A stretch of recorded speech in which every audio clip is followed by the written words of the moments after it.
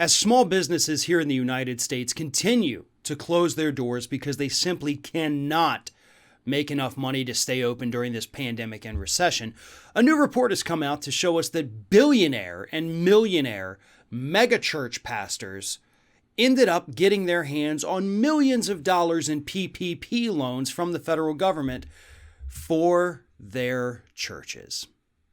And at least one of these pastors, a man by the name of Marcus Lamb, who runs Daystar Television, according to Religion Dispatches, they have as many as 2 billion viewers, and it's valued at $250 million.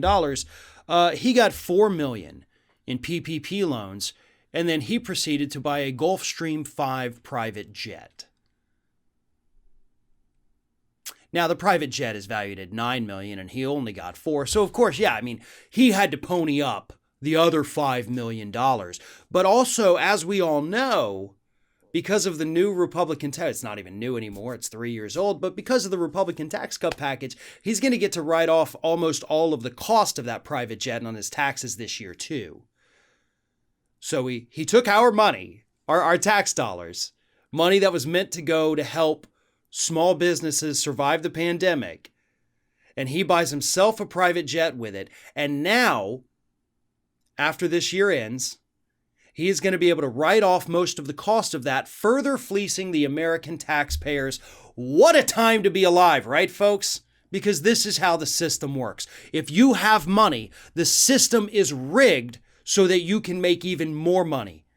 But if you don't have money, if you're struggling to get by, the system's rigged so that you can't get a helping hand. In fact, you get punished if you try to take a helping hand. But this story about these mega church founders is absolutely deplorable. And I think that is the most appropriate word. Joel Osteen's Lakewood Church, annual budget of $90 million. He is got a net worth around $50 to $60 million. They took $4.5 million in PPP loans. You've got other churches out here too. That have also taken, $2 million, $5 million. That's Robert Jeffries and Paula White who took those amounts. The whole thing is just absolutely disgusting because these mega churches, well, let me back up for a second. The PPP loans, for the first time ever, were actually made available to charities. Obviously, people weren't giving as much to charities. Charity says, we're going to go under. We got to help people.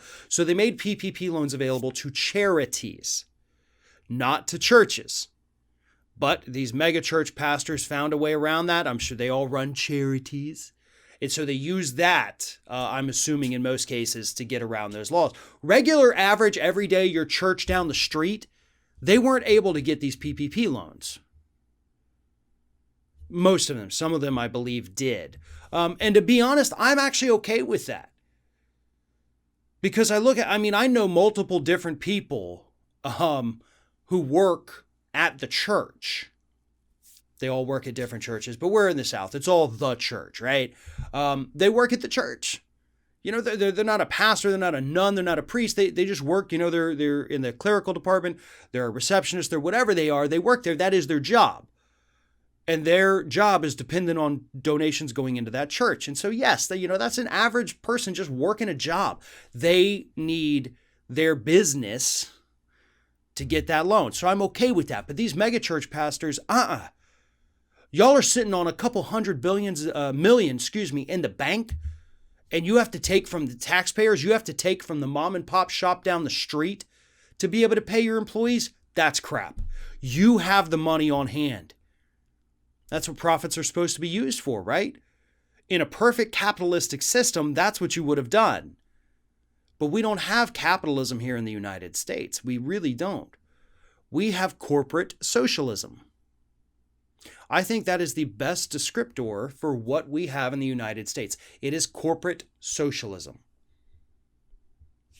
Everybody else, it's free market capitalism. Oops. Sorry you get screwed over for this. Sorry you're not making good wages. Yeah, it's a free market, right? It's the invisible hand coming to smack you in the face. But if you're a CEO, if you're worth a couple million or more, hey, it's corporate socialism. Do you need help, my friend? Let us write you a check Do you have direct deposit? That'd be faster. We'll just give you the money into your bank account. God bless you and have a lovely day. Don't forget to kick a couple of those urchins asking for higher wages on your way out too. F those people, right? That's the system we have today. That is the system under which these mega church multimillionaire pastors were able to secure millions in loans and buy private jets with them, while the rest of us are still struggling to get by.